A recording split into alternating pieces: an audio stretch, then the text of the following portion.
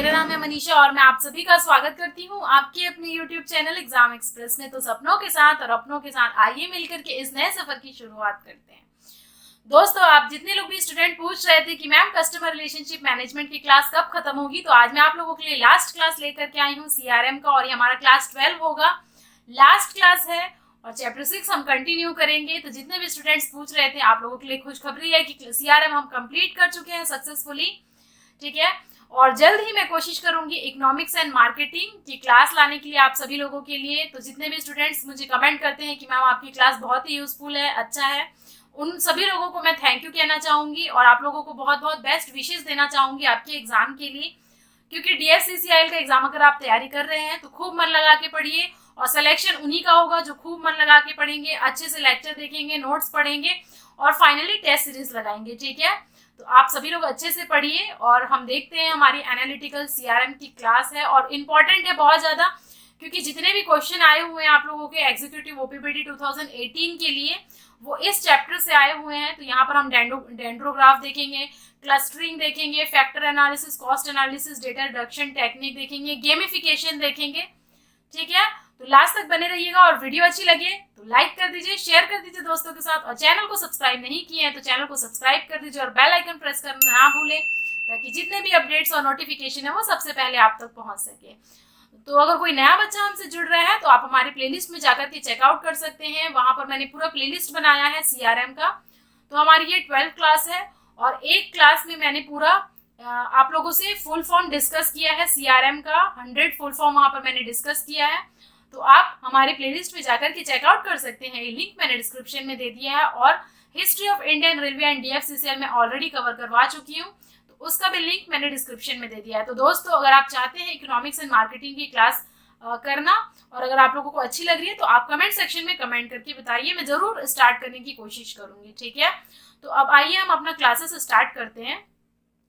तो ये क्लास में हम लोगों ने देखेंगे कि एनालिटिकल CRM में और कौन से टॉपिक बचे हैं, और लास्ट क्लास में हम लोगों ने डेटा माइनिंग टेक्निक देखा था, जहां पर हम लोगों ने क्लासिफिकेशन मेथड देखा था, क्लस्टरिंग देखा था, प्रेडिक्शन देखा था, रिग्रेशन देखा था, ठीक है। तो वहां मैंने आप लोगों को एक्सप्लेन किया था, उसी का ये कंटिन्यू है एफिनिटी ग्रुपिंग, ठीक है। जो नेक्स्ट डेटा माइनिंग टेक्निक है एफिनिटी ग्रुपिंग। तो आप लोगों से क्वेश्चन कैसा पूछा जाएगा, पूछ लिया जाएगा 3-4 मेथड दे करके कि एफिनिटी ग्रुपिंग क्या चीज है, तो आप लोगों को कहना है it is a data mining technique, ठीक है। तो यहाँ पर जैसे फर्स्ट पॉइंट पे अगर आप पढ़ेंगे तो यहाँ लिखा हुआ है, देख लीजिए, analyst using affinity grouping procedure to find out which thing go together. Affinity grouping यानी कि कौन कौन सी चीजें एक साथ चल रही है, ठीक है, उसको क्या कर देना, एक साथ एसोसिएट कर देना। Affinity grouping is based on finding the association between the data. किसी 2 या 3 डेटा को एक साथ क्या कर देना, एसोसिएट कर देना, इसको कहते हैं एफिनिटी ग्रुपिंग, ठीक है। एफिनिटी ग्रुपिंग, एफिनिटी मतलब किसी के प्रति झुकाव, लगाव, तो इसी को क्या करते हैं, किसी 2 या 3 डेटा को एक साथ कंबाइन कर देना, एसोसिएट कर देना, इस मेथड को कहते हैं एफिनिटी ग्रुपिंग। फॉर एग्जाम्पल, अब देखिए बिना एग्जाम्पल के तो उतने अच्छे से क्लियर नहीं होगा आप लोगों को। एग्जाम्पल ये है, customer who buy low fat desserts are also big buyer of health, herbal health and beauty aids. मतलब ये है इसका कि अगर कोई लो फैट डेजर्ट खाना पसंद करता है या लो फैट चीजें पसंद करता है तो डेफिनेटली वो क्या है, हेल्थ कॉन्शियस है, और हेल्थ कॉन्शियस है तो वो किस और प्रोडक्ट की तरफ जाएगा, हर्बल हेल्थ प्रोडक्ट की तरफ जाएगा। ग्रीन टी वगैरह आता है या फिर कोई ब्यूटी एड्स है जो कि हर्बल है, उस तरफ वो ज्यादा झुकाव देगा, ठीक है। तो इस तरीके का प्रोडक्ट को क्या करते हैं, एक ही शेल्फ में या फिर अगल बगल वाले शेल्फ में सजाया जाता है। जैसे कि आप अगर जाएंगे, मान लीजिए डी मार्ट आप गए या फिर कोई भी मार्ट गए आप, तो वहां पर इस टाइप के प्रोडक्ट को जो एक दूसरे के साथ एसोसिएट कर पाते हैं वो इकट्ठे रखा होता है, ठीक है। इसी को कहते हैं एफिनिटी ग्रुपिंग या फिर क्रॉस सेलिंग कहा जाता है। तो affinity grouping can be used to identify the cross selling opportunity और plan store layout so that associated item are located close to each other. जो मैंने अभी आप लोगों से कहा कि एक दूसरे के पास पास रखा जाता है या एक ही शेल्फ में रखा जाता है या फिर एकदम इकट्ठे उस चीज को रखा जाता है, किसी 2 या 3 प्रोडक्ट जो एक दूसरे से एसोसिएट कर पाते हैं, ठीक है। तो इसी को कहते हैं एफिनिटी ग्रुपिंग और ये एक डेटा माइनिंग टेक्निक है। आई थिंक ये अब आप लोगों को क्लियर होगा, ठीक है।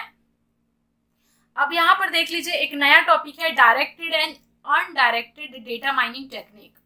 ठीक है, तो जो डेटा माइनिंग है वो दो तरीके से हम क्लासिफाई कर सकते हैं। कौन कौन सा देखिए, direct data mining technique and indirect data mining technique. तो there are two approaches to data mining. First one is the directed data mining. Directed data mining का मतलब क्या है, सबसे पहले तो ये देखिए आप, directed data mining are also called supervised, predictive, targeted data mining. यानी कि इसको क्या क्या कहते हैं देख लीजिए, supervised data mining technique, predictive data mining technique and targeted data mining has a goal of predicting some future event और वैल्यू। यानी क्या है इनका गोल, अगर ये डेटा माइनिंग टेक्निक में ये गोल रहता है कि कुछ प्रेडिक्ट करे फ्यूचर इवेंट या फिर फ्यूचर वैल्यू को, यानी कि प्रेडिक्शन बेस्ड है, एस्टिमेशन बेस्ड है। ठीक है, चाहे वो कुछ भी हो सकता है, कस्टमर का बिहेवियर हो सकता है। ठीक है, कस्टमर कैसा परचेज करना चाहते हैं वो प्रेडिक्ट करना, उनका पैटर्न क्या है, मतलब वो वीकली में क्या परचेज करते हैं, मंथली में क्या परचेज करते हैं, नेक्स्ट 6 मंथ में क्या परचेज करते हैं, रेनी सीजन में क्या करते हैं, विंटर में कैसा परचेजिंग करते हैं। तो ये क्या होता है, ये प्रेडिक्शन होता है। ठीक है, तो इसी को कहते हैं directed data mining, having some goal of predicting some future value और इवेंट। फिर यहाँ पर क्या लिखा है, द एनालिस्ट। एनालिस्ट मतलब जो एनालिसिस करता है, जो पूरा जांच पड़ताल करता है, बिहेवियर जानता है। The analyst uses the input data to predict a specific output. ठीक है, एक स्पेसिफिक आउटपुट निकालने की कोशिश करता है। अगर एक एग्जाम्पल के तौर पे आप समझना चाहेंगे तो क्वेश्चन ये अराइज होता है कि what is the probability that customer will respond positively to our next offer. ठीक है, तो ये है कि अपना प्रेडिक्शन है कि अपना, ठीक है, तो ये हो गया हमारा what is the probability that a customer will respond positively to our next offer. तो ये लोग जो एनालिस्ट बैठे हैं वो ये चीजें प्रेडिक्ट करते रहते हैं कि क्या प्रोबेबिलिटी है कि नेक्स्ट वो ऑफर को बाई करेंगे या फिर पॉजिटिवली रिस्पॉन्ड करेंगे। ठीक है, फिर which customer are most likely to churn in the next year. तो ये सब टाइप के क्वेश्चन अराइज होते हैं कि नेक्स्ट ईयर में कौन कौन से जो कस्टमर है वो कट डाउन कर लेंगे कंपनी से या फिर प्रोडक्ट से। ठीक है, तो ये एक स्पेसिफिक पैटर्न है, स्पेसिफिक प्रेडिक्ट करते हैं। What is the profile of customer who default on payment and data. Direct data mining stress is classification, prediction and estimation. तो ये प्रेडिक्ट करते हैं, एस्टिमेट करते हैं किसी भी फ्यूचर वैल्यू को। और अगर मैं उसी के दूसरे तरफ देखूं तो अनडायरेक्टेड डेटा माइनिंग क्या है बच्चों, देख लीजिए, इसको हम कहते हैं अनसुपरवाइज्ड। ठीक है, अनसुपरवाइज्ड है, इसमें कोई भी प्रेडिक्ट नहीं किया जाता है, न्यू पैटर्न डिस्कवर किया जाता है। तो यहाँ पर लिखा हुआ है undirected data mining is simply exploration of a data set to see what can be learn. It is all about discovering the new pattern in the data. ठीक है, तो यहाँ पर कोई भी प्रेडिक्शन या फिर एस्टिमेशन नहीं होता है। The analyst is not trying to predict और एस्टिमेट सम आउटपुट। लेकिन वहाँ क्या था, वहाँ पर कुछ आउटपुट जनरेट करने की, प्रेडिक्ट करने की कोशिश की जा रही थी। और इसमें जो फॉलोइंग क्वेश्चन अराइज होता है वो कुछ इस तरीके का होता है, how can we segment our customer base. ठीक है, पहला, are there any pattern of purchasing behaviour in our customer base. और इस टाइप के क्वेश्चन को क्या अगर अराइज होता है तो हम कहते हैं अनडायरेक्टेड डेटा माइनिंग। तो ये क्या है, ये क्लस्टरिंग और एफिनिटी ग्रुपिंग टेक्निक पे बेस्ड है। ठीक है, तो आप लोगों से क्वेश्चन पूछा जा सकता है, वैसे तो ये इतना इंपॉर्टेंट नहीं है लेकिन पूछा जा सकता है क्लस्टरिंग और एफिनिटी ग्रुपिंग टेक्निक किसके अंदर आता है। ठीक है, तो ये अनडायरेक्टेड डेटा माइनिंग के अंदर आता है। अब ये एग्जांपल है, देख लीजिए, selected technique used by data minor. यानी कि जो डायरेक्टेड डेटा माइनिंग टेक्निक है और ये अनडायरेक्टेड डेटा माइनिंग टेक्निक है। तो ये इंपॉर्टेंट है आप सभी लोगों के एग्जाम पॉइंट ऑफ व्यू से। Decision tree, logistic regression, multiple regression, determinant analysis and neural network, ये जो 5 तरीके हैं वो डायरेक्टेड डेटा माइनिंग टेक्निक है। ठीक है, डिसीजन ट्री का मतलब सिंपली मैंने कहा था आप लोगों को, जैसे कि इन्वर्टेड में चलता रहता है फैमिली ट्री टाइप से। ठीक है, ट्री स्ट्रक्चर रहते हैं, ब्रांचेस रहते हैं और इन्वर्टेड रहता है, इसको कहते हैं हम लोग decision tree. Logistic regression, regression मतलब यही होता है, जैसे मैंने आप लोगों को बताया था, फ्यूचर वैल्यू को प्रेडिक्ट करना, फ्यूचर वैल्यू को प्रेडिक्ट करने को रिग्रेशन कहते हैं। ठीक है, और डीए मैंने आप लोगों को समझाया था। न्यूरल नेटवर्क में क्या होता है कि मशीन लर्निंग और आर्टिफिशियल इंटेलिजेंस के थ्रू डेटा माइनिंग की जाती है। तो ये जो आप लोगों को 5 मेथड है वो डायरेक्टेड डेटा माइनिंग टेक्निक है। इसमें से आप लोगों को क्वेश्चन पूछा जा सकता है, जैसे कि विच of the following is not a data directed data mining technique. इस टाइप से क्वेश्चन आप लोगों को एमसीक्यूज में पूछा जा सकता है।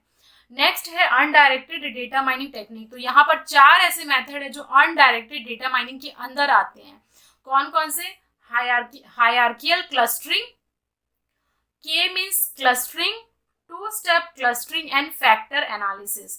तो ये 4 मेथड है, ये चारों मेथड आप लोगों को पता होना चाहिए। स्क्रीन में जैसे कि आप देख पा रहे हैं 5 मेथड है डायरेक्टेड डेटा माइनिंग टेक्निक के और 4 मेथड है undirected data mining technique. Hierarchical, k means 2 step and factor analysis. ठीक है, तो इसमें से क्वेश्चन आप लोगों को पूछा जा सकता है। एक बार हम शॉर्ट में देख लेते हैं हायरार्कियल क्लस्टरिंग ये सब क्या होता है term.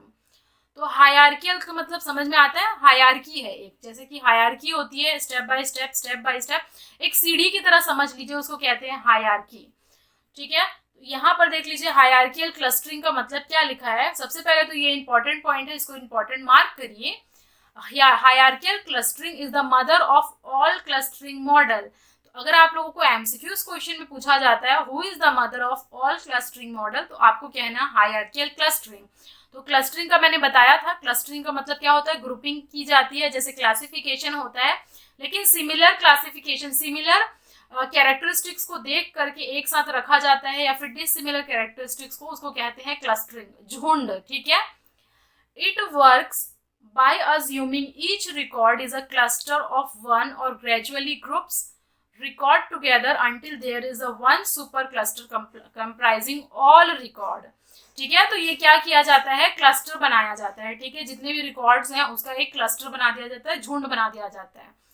Then the resulted it presented in a table या फिर डेंड्रोग्राम। उसको क्या किया जाता है, उस रिजल्ट को एक टेबल के फॉर्म में या फिर डेंड्रोग्राम में रखा जाता है। तो ये अब एक टर्म आप लोगों के लिए नया है जो आपके एग्जीक्यूटिव ओपीबीडी 2018 के पेपर में आया हुआ था, डेंड्रोग्राम। ठीक है, तो डेंड्रोग्राम कुछ नहीं है बिल्कुल, एक तो ये आउटकम है किस चीज का, हायरार्कियल क्लस्टरिंग का। ठीक है, तो डेंड्रोग्राम क्या है, dendrogram is a table that show the hierarchical relationship between the 2 object. तो अगर आपसे क्वेश्चन पूछता है कि डेंड्रोग्राम किसका आउटकम है या फिर किसका आउटपुट है, तो आप कहेंगे हायरार्कियल क्लस्टरिंग का। And it is the most commonly created as a output from hierarchical clustering. जब अगर आप ये टेबल देखेंगे तब आप लोगों को अच्छे से समझ में आएगा कि ये डेंड्रोग्राम क्या होता है। ठीक है, the main use of a dendrogram is to work out the best way to allocate objects to the cluster। ठीक है, तो यहाँ पर एक देख लीजिए, ये स्कैटर प्लॉट है। जैसे कि मान लीजिए जो ये 6 ऑब्जर्वेशन है A B C D E F D. ठीक है, A B C D E F D, A B C D E F. ठीक है, तो यहाँ तक जो है आप लोगों को लिखा गया है A B C D E F. तो इसमें क्या है, ये 6 ऑब्जर्वेशन को क्या किया गया है, देख लीजिए इस तरीके से जमाया गया है, रिकॉर्ड की तरह मेंटेन किया गया है। ठीक है, यानी कि ये पॉइंट है, इसमें क्या है, देख लीजिए ए बी है, यहाँ पर सी है, फिर यहाँ पर डी है और उसके बाद ई एफ है। तो इसी चीज को, इसी तरीके के जमाने को, हायरार्कियल को कहते हैं डेंड्रोग्राम। अब आप अगर स्टेटमेंट पढ़ेंगे तो आपको समझ में आ जाएगा। ठीक है, देख लीजिए, a dendrogram is a diagram that show hierarchical relationship between the object। ठीक है, it is the most created as a output from hierarchical clustering। तो यही चीज बता रहा है आप लोगों का डेंड्रोग्राम। तो ये डायग्राम आप लोगों को शो कर रहा है कि किस टाइप का रिलेशन है क्लस्टर में। तो अगर आप लोगों से क्वेश्चन आता है, अब देख लीजिए क्वेश्चन आप लोगों से पूछा हुआ है यहाँ पर। सबसे पहले आप देखिए ऑब्जेक्टिव में आया हुआ क्वेश्चन है ये। ठीक है, तो ये क्वेश्चन है, the dendrogram tool is a tool used in CRM in conjunction with which of the following methodologies. तो अभी मैंने बताया ये किस चीज पे बेस्ड है, हायरार्कियल क्लस्टरिंग पे बेस्ड है, यानी कि क्लस्टर एनालिसिस पे बेस्ड है। तो जिन्होंने भी ये क्वेश्चन लगाया होगा उन्होंने ये क्वेश्चन मार्क नहीं किया है, क्योंकि अगर आप थ्योरी नहीं पढ़ेंगे, कंसेप्ट नहीं जानेंगे तो आप बिल्कुल भी नहीं बना सकते।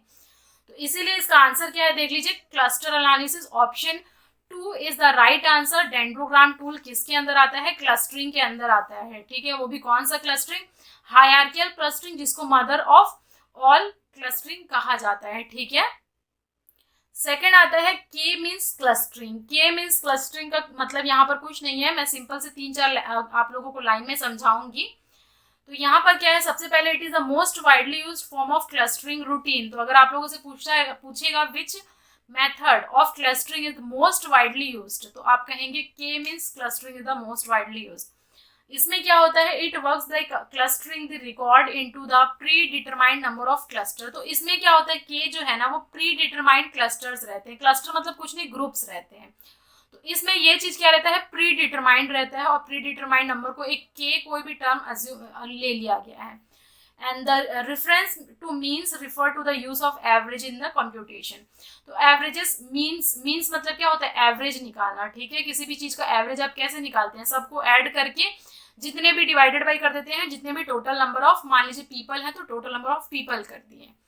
तो इस तरीके से क्या होता है, ये एवरेज बेस्ड है। तो अगर आप लोग से एमसीक्यूज क्वेश्चन पूछता है कि कौन सा ऐसा क्लस्टरिंग मेथड है जो एवरेज पे बेस्ड होता है, तो ये है के मीन्स क्लस्टरिंग। अब आता है टू स्टेप क्लस्टरिंग। तो नाम से समझ में आ रहा है टू स्टेप, यानी कि यहाँ पर दो चीज डिफाइंड रहेंगी, दो प्रोसेस रहेंगे। कौन कौन से, आइए देख लेते हैं। पहला है it combines the pre determined and hierarchical clustering process. तो इसमें दो चीज डिफाइंड है, pre determined and hierarchical clustering. यानी मैं ये कह सकती हूँ के मीन्स एंड हायरार्कियल को अगर दोनों को मिला देंगे तब ये आता है टू स्टेप क्लस्टरिंग। तो at one stage the record are assign to the predetermined number of cluster. Predetermined यानी कि के असाइन किया गया है। And at second step each of this cluster treated as a single case and record within the each cluster subjected to hierarchical clustering। मतलब देखिए इतना ज्यादा deep में आप लोगों को जाने की जरूरत नहीं है। सिर्फ ये दो स्टेप क्लस्टरिंग में क्या है, एक प्री डिटरमाइंड रहेगा नंबर ऑफ क्लस्टर और उसके बाद उसको हायरार्कियल में जमाएंगे। तो इसी को कहते हैं टू स्टेप क्लस्टरिंग प्रोसेस। और इसमें क्या है, the two step clustering can work well with large data set. और एक इंपॉर्टेंट पॉइंट ये है, it is the only clustering procedure that work with a mixture of categorical and continuous data। तो categorical और continuous data में आप लोगों से ऑलरेडी डिस्कस कर चुकी हूँ। कैटेगोरिकल में हम लोगों ने देखा था nominal data and ordinal data, और कंटिन्यूअस डेटा में हम इंटरवल एंड रेशियो डेटा देखे थे। ये क्लस्टरिंग प्रोसीजर एक सिंगल ऐसा क्लस्टरिंग प्रोसीजर है जो दोनों से ही डील करता है। तो बस आई थिंक इतना आप लोगों को जानना चाहिए। अब फिर आप लोगों से हमें क्वेश्चन आता है, देख लीजिए। In the CRM database management both factor analysis and cluster analysis are which type of technique. ठीक है, तो किस टाइप का ये टेक्निक है वो पूछ रहा है। तो ये है डेटा रिडक्शन टेक्निक। ठीक है, तो factor analysis and cluster analysis this both are data reduction technique. अभी मैं आप लोगों को बताऊंगी कि डेटा रिडक्शन टेक्निक क्या होता है। ठीक है, तो फिलहाल के लिए आप लोगों को ये समझना है कि जो फैक्टर एनालिसिस और क्लस्टर एनालिसिस है वो डेटा रिडक्शन टेक्निक है, क्योंकि data generation technique, visualisation technique होते हैं, डेटा जनरेशन टेक्निक होते हैं, डेटा ट्रांसमिशन टेक्निक होते हैं। ठीक है, अब एक और क्वेश्चन आता है ऑब्जेक्टिव। ये सब जो क्वेश्चन मैं आप लोगों को बता रही हूँ वो एग्जीक्यूटिव ओपीपीडी 2018 के पेपर में आया हुआ है। ठीक है, स्टेशन मास्टर एंड कंट्रोलर की पोस्ट में। तो आप लोगों के लिए इंपॉर्टेंट है और उसी के अनुसार मैं आप लोगों को लेक्चर लेती हूँ। फिर एक और क्वेश्चन आया है, देख लीजिए। इसमें जिन्होंने भी ये अटेम्प्ट किया है क्वेश्चन, उनका आंसर बिल्कुल गलत है, क्योंकि अगर आप लोगों को कंसेप्ट नहीं पता होगा तो डेफिनेटली आप लोग ये सब तुक्का नहीं मार सकते हैं। तो इन्होंने जो लगाया है वो डेटा विजुअलाइजेशन टेक्निक है, जो बिल्कुल रॉन्ग मेथड है। इसीलिए मैं चाह रही हूँ कि जितने भी स्टूडेंट मुझसे पढ़ रहे हैं, आप लोग अच्छे से लेक्चर देख करके आप फिर क्वेश्चन लगाइए, डेफिनेटली आप लोगों से क्वेश्चन बनेगा। ठीक है, और जो थोड़ा बहुत लगता है कि आप लोगों को कि नहीं बन पा रहे हैं, उसको एक बार आप गूगल सर्च कर लीजिए, समझ लीजिए, तो वो भी हो जाएगा। वैसे तो मैं सब कुछ सर्च करके बनाती हूँ, लेकिन फिर भी अगर एक आध पॉइंट कभी रह जाता है तो। फिर आ जाता है, in the CRM database a set of information is stored in a row of databases and pertaining to one customer is called. तो इसे कहते हैं रिकॉर्ड। और जिन्होंने भी आंसर दिया है बिल्कुल करेक्ट है। ठीक है, रिकॉर्ड। क्लस्टर मतलब क्या होता है, ग्रुपिंग करना। ठीक है, सेम कैरेक्टरिस्टिक्स वाले को एक साथ रख देने को कहते हैं क्लस्टरिंग। और रिकॉर्ड यहाँ पर लिखा हुआ है, रिकॉर्ड मतलब a set information is stored in a row. तो जैसे कि स्प्रेडशीट में करते हैं, एक्सेल में, वहां पर क्या किया जाता है, रिकॉर्ड को मेंटेन की जाती है, इंफॉर्मेशन को रखा जाता है, इसे कहते हैं रिकॉर्ड। और डेटाबेस में हम लोगों ने ये चीज देखा हुआ था। फिर आता है फैक्टर एनालिसिस। तो factor analysis is the data reduction procedure. Data reduction procedure है ये। और यहाँ देख लीजिए, जो डेटा रिडक्शन टेक्निक है वो क्या चीज है। Data reduction technique, it is a process of reducing the amount of capacity required to store data. तो क्या है अमाउंट ऑफ कैपेसिटी, डेटा को क्या कर देना, मान लीजिए कंप्रेस कर देना, रिड्यूस कर देना, ताकि वो अच्छे से प्रॉपरली स्टोर्ड हो। ठीक है, तो यही चीज लिखा हुआ है, is to reduce the amount of capacity required to store information and data reduction can increase storage efficiency and can reduce cost. तो जाहिर सी बात है, ठीक है, जाहिर सी बात है, अगर मान लीजिए डेटा को कंप्रेस करते हैं तो ज़्यादा से ज़्यादा हम डेटा को रख सकते हैं, इन्फॉर्मेशन को स्टोर कर सकते हैं। अगर मैं सिंपल सी बात करूँ, मान लीजिए कोई हार्ड डिस्क है, उसमें बहुत सारी चीज़ों को स्टोर करना है, तो डेटा को कंप्रेस भी किया जाता है, रिड्यूस किया जाता है, ताकि इफेक्टिवली उसका यूटिलाइज कर सकें। और data reduction can be achieved using several ways.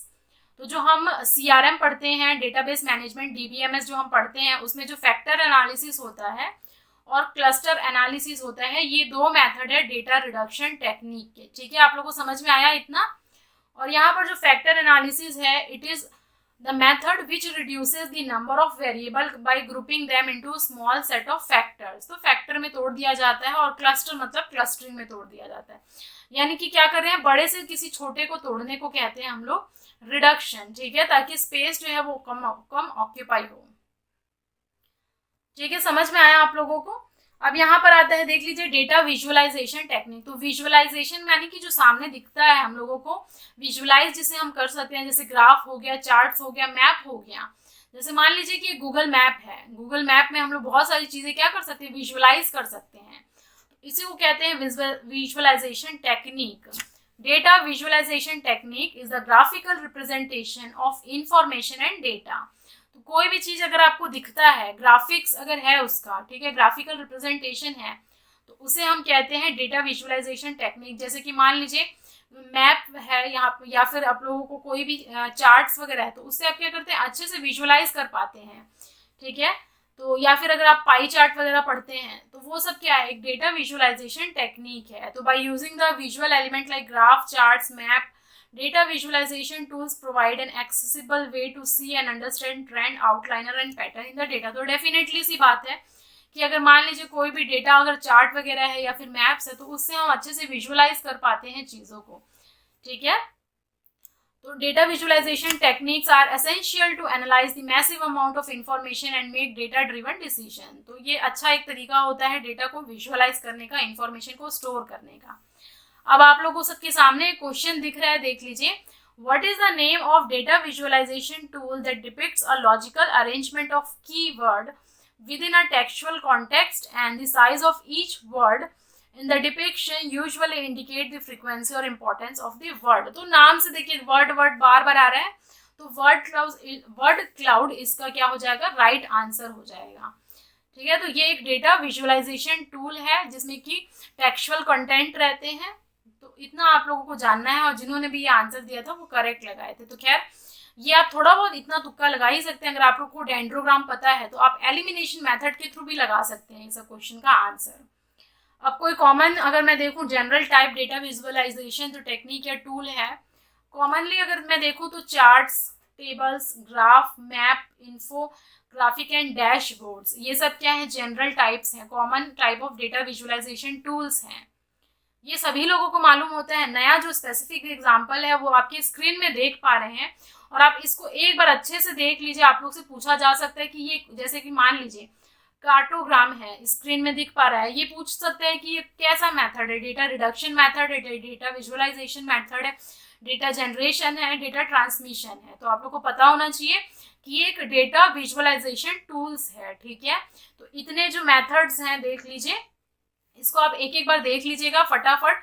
याद रखने की आपको ज़्यादा जरूरत नहीं है, अगर आप एक बार देख लेंगे, area chart, bar chart, box and whisker plot, bubble cloud, bullet graph, cartogram, circle view, dot distribution map, Gantt chart, ठीक है, ये इंपॉर्टेंट है, heat map, highlight table, histogram, और फिर उसके बाद आता है matrix network, polar area, radial tree, scalar plot, scatter plot, steam graph table, timeline, tree map, stack graph, word cloud. तो इतने सारे जो भी है, इतना सारा एग्जाम्पल है। तो इतने सारे एग्जाम्पल को पॉसिबल नहीं था कि एक एक वर्ड को मैं समझा पाऊँ। तो जितना आप लोगों को समझ में आता है उतना पढ़िए। उसके बाद अगर आप लोगों को कोई नया टर्म आ रहा है तो मैं एक बार आप लोगों से रिक्वेस्ट करना चाहूंगी कि आप एक बार गूगल सर्च करके इसको एक बार एक एक लाइन में देख लें, ठीक है। तो इतना मैं आप लोगों से उम्मीद करती हूँ कि आप करेंगे, क्योंकि क्वेश्चन आया हुआ है और यहाँ पर इतने सारे डेटा टूल्स थे, विजुअलाइजेशन टूल थे, जो एक एक चीज समझाना थोड़ा सा मुश्किल हो जाता। तो मैं ये चाहूंगी कि बहुत सारी चीजें तो आप लोगों को वैसे ही पता होती है, जो नया टर्म आप लोगों को दिख रहा है जैसे कार्टोग्राम हो गया, बुलेट ग्राफ हो गया, गैंट चार्ट हो गया, वो आप एक बार थोड़ा सा सर्च कर लीजिए। फिर एक नया टर्म आया, मुझे दिखा कि सेफ हार्बर क्या होता है। तो safe harbour is one of the several cross-border data transfer option for organization in US that conduct business in Union European, ठीक है, यूरोपियन यूनियन। तो ये क्या है, एक डेटा ट्रांसफर ऑप्शन है सेफ हार्बर। तो इतना ज़्यादा इंपॉर्टेंट नहीं है ये, सिर्फ ये एक यूएस बेस्ड ऑर्गेनाइजेशन है बस।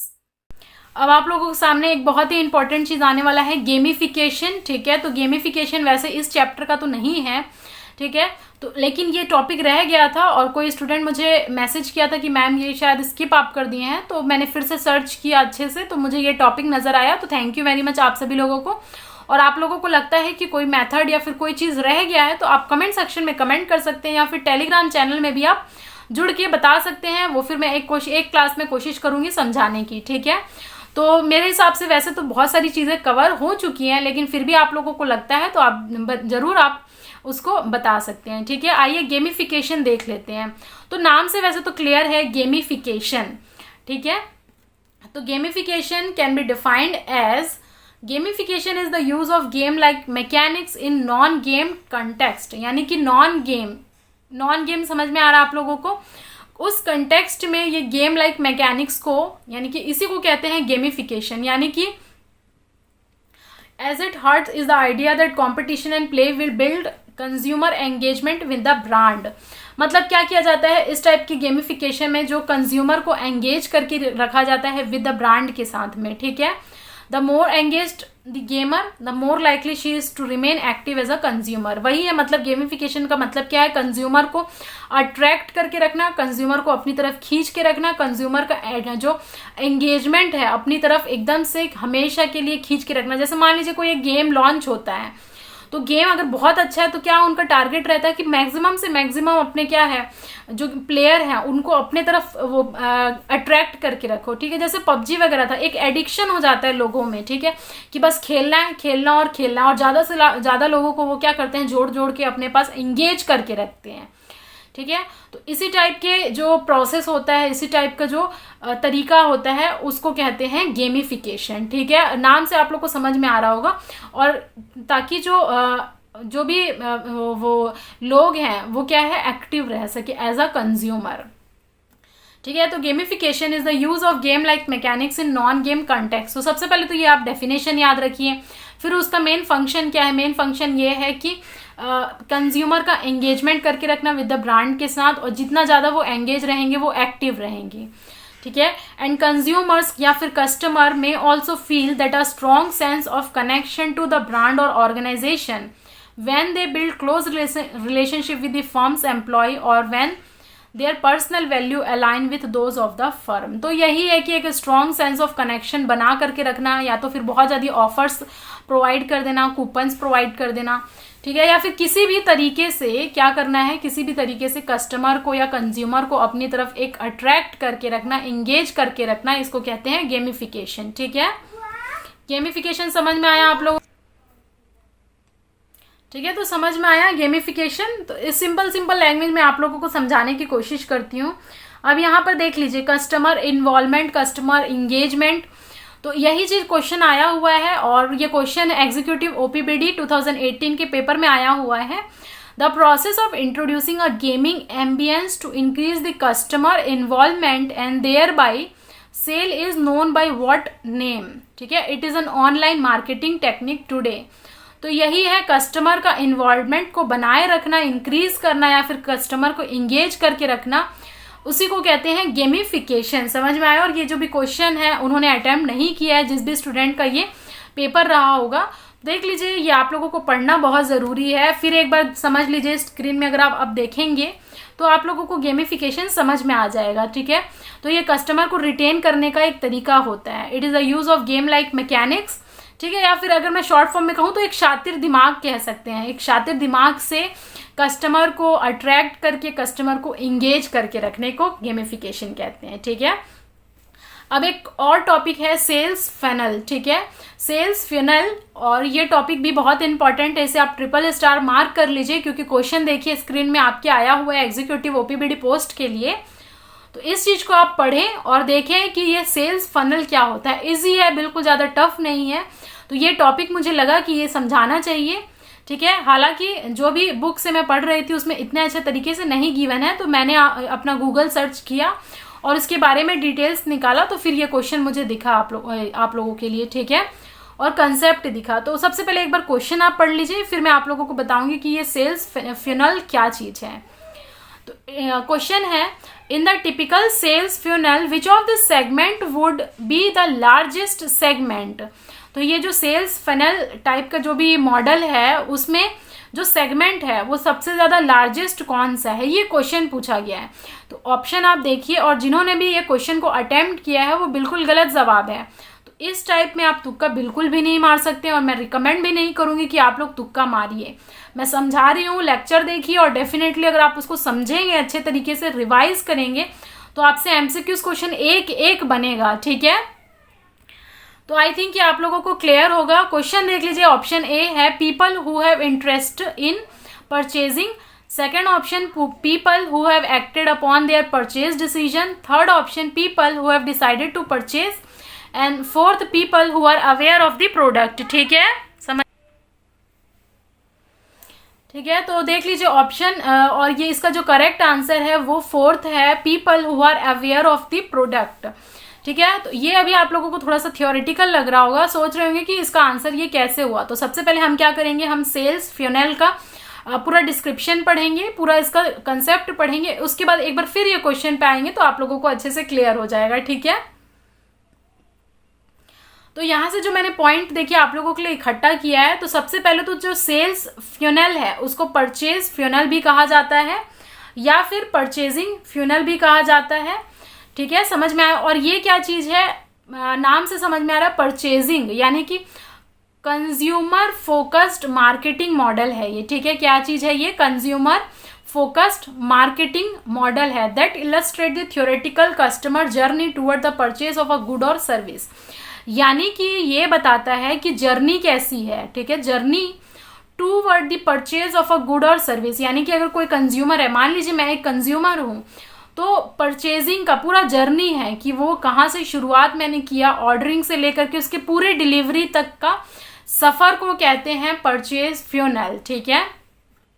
और 1898 में जो ये इल्मो लुइस थे, उन्होंने ये मॉडल डेवलप किया था, and that mapped a theoretical customer journey from a moment a brand और product attracted the customer attention to the point of action of purchase. मतलब ये है कि उस पॉइंट से लेकर के, कहाँ से लेकर के, जहां पर भी वो ब्रांड उन्होंने लॉन्च किया या फिर प्रोडक्ट लॉन्च होने से कस्टमर अट्रैक्ट होते हैं, उस सफर से स्टार्ट होकर के उसकी खरीदारी तक। मान लीजिए कोई एक मार्केट में नया ब्रांड आया है या फिर नया कोई प्रोडक्ट आया है, तो उसका कितने अच्छे तरीके से कस्टमर को अट्रैक्ट और अटेंशन पाया जा सकता है। बहुत बहुत सारे अच्छे ऑफर देख करके, उसके इमेज दिखा करके, उसके शॉर्ट क्लिप बना करके मार्केट में लॉन्च करने से ले करके उसके परचेजिंग तक के सफर को कहते हैं परचेज फनल, ठीक है। और इस मॉडल को क्या कहते हैं, Elmo Lewis idea is often renamed as a AIDA model. तो सबसे पहले आप लोगों का MCQs क्वेश्चन बनता है, AIDA मॉडल किसको कहते हैं, ठीक है, किसको कहते हैं AIDA मॉडल, ठीक है। तो इस मॉडल को कहते हैं AIDA मॉडल, और इसका एक्रोनिम है awareness, interest, desire and action. तो देखिए कितना इंपॉर्टेंट है ये टॉपिक आप लोगों के लिए, aware, interest, desire and action. तो इसे कहते हैं AIDA मॉडल। तो अगर आप लोगों से क्वेश्चन पूछा जाता है कि AIDA मॉडल किस मॉडल को कहा जाता है, तो आप कहेंगे परचेज फनल या फिर सेल्स फनल या फिर परचेजिंग फनल कहेंगे, ठीक है। और ये मॉडल में जो 4 वर्ड हैं वो इंपॉर्टेंट है आप लोगों के लिए, awareness, interest, desire and action. और ये जो, इसको मैं समराइज अगर करना चाहूंगी, तो जो अवेयरनेस है, अवेयरनेस मतलब आप समझ रहे हैं कि किसी भी प्रोडक्ट या ब्रांड का अटेंशन पाने के लिए सबसे पहले तो कस्टमर के बीच में एक अवेयरनेस जगाना होता है, या फिर किसी की भी ब्रांडिंग अगर करनी होती है तो एक अवेयरनेस को क्रिएट करना होता है। तो सबसे पहले तो customer is aware of the existence of a product और सर्विस, कि अवेयर है या नहीं, अगर नहीं है तो उनको अवेयरनेस कराया जाए। सेकंड, इंटरेस्ट जगाया जाए, actively expressing an interest in the product group. ठीक है, समझ में आया। उसके बाद जब इंटरेस्ट आ जाएगा तो खुद ब खुद क्या हो जाएगा, डिजायर होने लगे कि ये प्रोडक्ट इतना अच्छा है। अटेंशन जब ले लेंगे, अवेयर हो जाएंगे, इंटरेस्ट आ जाएगा, तो उसके बारे में क्या है, aspiring to a particular brand और प्रोडक्ट। तो कुछ का लोगों का ऐसा होता है कि पर्टिकुलर ब्रांड से ही चिपक जाते हैं, ठीक है, स्टिक हो जाते हैं। अगर शूज पहनेंगे तो नाइकी का ही पहनेंगे, अगर मान लीजिए शर्ट पहनेंगे तो पीटर इंग्लैंड का ही पहनेंगे। तो इस तरीके का क्या होता है, वो एक अटेंशन क्रिएट करते हैं। और उसके बाद एक्शन मतलब खरीदारी, परचेज करते हैं, taking the next step toward the purchasing of the chosen product. तो समझ में आया। तो ये एक परचेज जर्नी है, कहाँ से कहाँ तक, कस्टमर का अटेंशन से लेकर के परचेजिंग तक का। तो इसी को कहते हैं हम लोग कस्टमर फ्यूनल भी कहा जाता है, मार्केटिंग फ्यूनल भी कहा जाता है, सेल्स फ्यूनल भी कहा जाता है, और कन्वर्जन फ्यूनल भी कहा जाता है। अब ये जो कन्वर्जन फ्यूनल है उसको आप इंपॉर्टेंट मार्क करिए, क्योंकि एक इन्वर्टेड लाइक स्ट्रक्चर होता है, ठीक है, उल्टा जो वी होता है उस टाइप का इसका स्ट्रक्चर होता है। और जो परचेज फ्यूनल है, concept is used in marketing to guide the promotional campaign targeting different stages of customer journey and a basis of customer relationship management programme and lead management campaign. तो ये एक तरीका होता है, कस्टमर जर्नी को पूरा explain किया गया है।